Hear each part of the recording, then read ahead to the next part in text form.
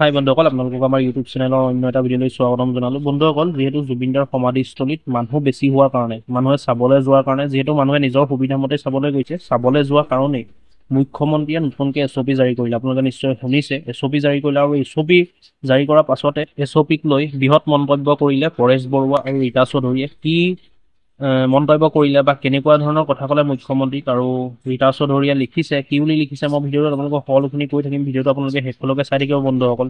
আৰু আপোনালোকৰ মতামত জনাব যে SOP ওলোৱাৰ কাৰণে ভাল হৈছে নে, মানুহৰ সুবিধা হৈছে নে নাই হোৱা, বা SOP ওলোৱাৰ কাৰণে কিমান ভাল হৈছে, কিমান সুবিধা হৈছে অসমৰ কাৰণে বা জুবিনদাৰ সমাধিস্থলীৰ কাৰণে।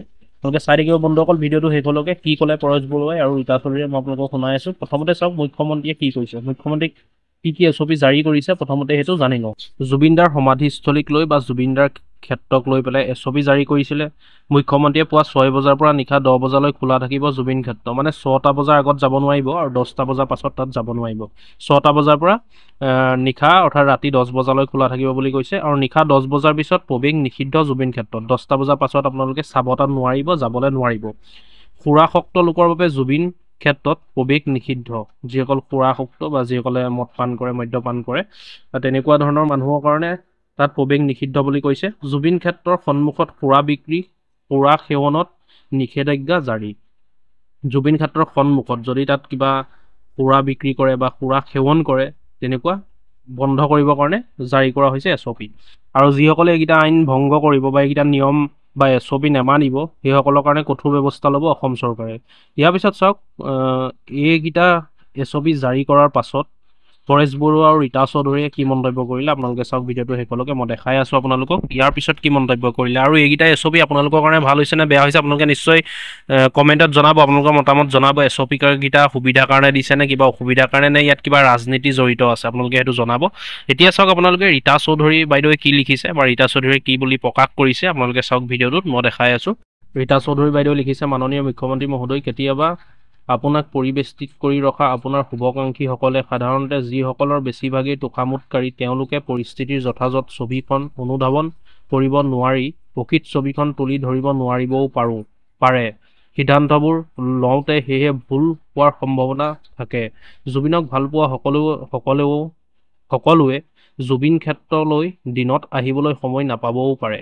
দিন হাজিৰা কৰাৰ পৰা জীৱিকাৰ বিভিন্ন ক্ষেত্ৰত ব্যস্ত থকা মানুহবোৰ সেয়েহে টোপনি আৰু জিৰণি বিসৰ্জন দি দূৰ দূৰণিৰ পৰা আহে। কিছুমানে বাৰে বাৰে আহে। জুবিনৰ প্ৰতি তেওঁলোকৰ ভালপোৱা জোখ লোৱা অসম্ভৱ। অগণন মানুহে জুবিনক হঠাতে হেৰুৱাই যি মানসিক কষ্ট পাইছে, তাৰ পৰা আজিলৈকে ওলাব পৰা নাই। তাৰ ভিতৰত ময়ো আছোঁ। সমাজৰ অভিভাৱকসকলে মানুহৰ সেই কষ্টৰ উপশমৰ বাট বিচৰাৰহে সময় এয়া।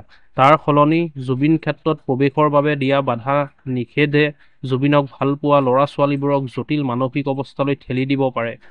আত্মহননৰ পৰা বিদ্ৰোহলৈ যিকোনো ঘটনা ঘটিব পাৰে। জনজাতি প্ৰধান ৰাজ্যখনত বিভিন্ন পৰম্পৰাৰ কথা আমি শ্ৰদ্ধা সহকাৰে লাগিব। একেদৰে আইন শৃংখলা ৰক্ষাৰ দায়িত্বও প্ৰশাসনৰ আছে। মই এজন দায়িত্বশীল লেখক আৰু মাতৃ। মাত মতাটো অতি জৰুৰী বুলি যেতিয়া ভাৱ হয়, তেতিয়া মই এষাৰ দিওঁ। যি কওঁ সঠিক বুলি আৰু ময়ো কোৱাৰ প্ৰয়োজন আছে বুলি নিজে পতিয়ন যোৱা কথাহে কওঁ। তত উঠি আনৰ নিৰ্দেশনা শুনি নকওঁ। এই জটিল সময়ত সকলো ধৰণৰ ভয় ভাগি যোৱাকৈ বিষয়বোৰ আৰু বেছি জটিল কৰি নেপেলোৱাটোৱেই এই মুহূৰ্তত সঠিক সিদ্ধান্ত হ'ব বুলি ভাবোঁ। আপুনি এজন পৰিপক্ক ৰাজনীতিক এবাৰ ভাবি চাব বুলি আশা কৰিলোঁ। এনেদৰে মন্তব্য কৰিলে ৰীতা চৌধুৰী বাইদেৱে লিখিলে। ইয়াৰ পিছত চাওক পৰেশ বৰুৱাই কি ক'লে। ইয়াৰ পাছত আপোনালোকে ভিডিঅ'টো শেষলৈকে চাব। ৰীতা চৌধুৰী বাইদেউৰ মন্তব্যত মুখ্যমন্ত্ৰীয়ে আকৌ কি ক'লে। এতিয়া শুনক আলফা স্বাধীনৰ সেনাধ্যক্ষ পৰেশ বৰুৱাই কি ক'লে। পৃথিৱীৰ ক'ত নিশা 12 বজাত শ্ৰদ্ধা জনোৱা দেখিছে।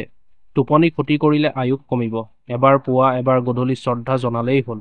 জুবিন ক্ষেত্ৰলৈ যোৱাৰ ক্ষেত্ৰত চৰকাৰে জাৰি কৰা SOPৰ সন্দৰ্ভত আলফা স্বাধীনৰ সেনাধ্যক্ষ পৰেশ বৰুৱাৰ মন্তব্য দেখিলে আপোনালোকে। পৃথিৱীৰ ক'ত নিশা 12 বজাত শ্ৰদ্ধা জনোৱা দেখিছে। টোপনি ক্ষতি কৰিলে আয়ুস কমিব বুলি কৈছে। এবাৰ পুৱা এবাৰ গধূলি শ্ৰদ্ধা জনালেই হ'ল বুলি মন্তব্য কৰিছে আলফা স্বাধীনৰ সেনাধ্যক্ষ পৰেশ বৰুৱাই। ইয়াত চাওক আপোনালোকে ৰীতা চৌধুৰীয়ে পোষ্টটো কৰাত বা ৰীতা চৌধুৰীয়ে যেতিয়া লিখিলে পোষ্টটো, তাৰ পাছত মন্তব্য কি কৰিলে মুখ্যমন্ত্ৰীয়ে শুনক, আপোনালোকক মই শুনাইছোঁ, আপোনালোকে শুনক। ৰীতা চৌধুৰীৰ মন্তব্যত কি ক'লে মুখ্যমন্ত্ৰীয়ে? ৰীতা চৌধুৰীৰ মন্তব্যত, ৰীতা চৌধুৰী বাইদেউৰ মন্তব্যৰ পাছতে মুখ্যমন্ত্ৰীয়ে কৈছে যে ৰীতা চৌধুৰীয়ে উচতনি কৰি দিছে বুলি কৈছে অসমৰ ৰাইজক উচতনি কৰিছে বুলি মুখ্যমন্ত্ৰীয়ে মন্তব্য কৰিছে আৰু অসন্তুষ্ট প্ৰকাশ কৰিছে ৰীতা চৌধুৰীৰ মন্তব্যত। কি ক'লে মন্তব্য, কি কৰিলে মন্তব্য মুখ্যমন্ত্ৰীয়ে শুনক আপোনালোকে। এনে কিছুমান কথা কৈ মানুহক উত্তেজিত কৰিব নালাগে, লাগিলে তেওঁ যোনেই নহওক কিয়।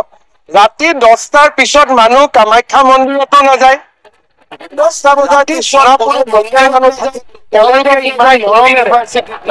এৰি দিছে। তেওঁলোকক গোটেই ৰাতি আমি দিগদাৰি কৰি থাকিম নেকি? মোৰ ঘৰৰ কাষত সমাধি আছে, মই ইমান মৰমেৰে মাটিখিনি দিছো, এতিয়া তেওঁলোকক গোটেই ৰাতি আমি কষ্ট দি থাকিম নেকি? গতিকে এইটোতো মানুহে বুজিব লাগিব যে তাত কাষত ওচৰ চুবুৰীয়াও আছে। এনে আৰু মানুহক উত্তেজিত কৰিব খুজিলেইতো নহব। মই ৰীতা চৌধুৰীৰ বক্তব্যটো দেখিছো, মোৰ ভাল লগা নাই কথাখিনি। কাৰণ তেওঁ আকৌ কৈছে ইয়াৰ পৰা মানসিক বেয়া হব, ৰাস্তাত নামি আহিব, তাৰমানে ইনডাইৰেক্টলি মানুহক উত্তেজিত কৰি আছে। আৰু আমি উত্তেজিত কৰিব বিচৰা সকলোৰে বিৰুদ্ধে চৰকাৰ কঠোৰ হব। ৰাতিপুৱা 6টাৰ পৰা 10টা, ইমান সময় আছে, আৰু সময় লাগিব। মানুহ প্লেনেটৰিয়ামত নাযায়, ইউনিভাৰ্চিটিত নাযায়, ছায়েন্স মিউজিয়ামত নাযায়, কামাখ্যা মন্দিৰত নাযায়। ৰাতি 10টাৰ পিছত কোন যাব? তাৰ ওচৰ চুবুৰীয়া ল'ৰাবিলাকে পঢ়িব নালাগিব? সিহঁতে কি পঢ়া শুনা কৰিব নালাগিব? সিহঁতৰোতো এটা জীৱন আছে, যোনে মাটিখিনি মৰমত দিলে। গতিকে চৰকাৰে উত্তেজিত কৰিব পৰা শক্তিবিলাকৰ বিৰুদ্ধে কঠোৰ হ'ব।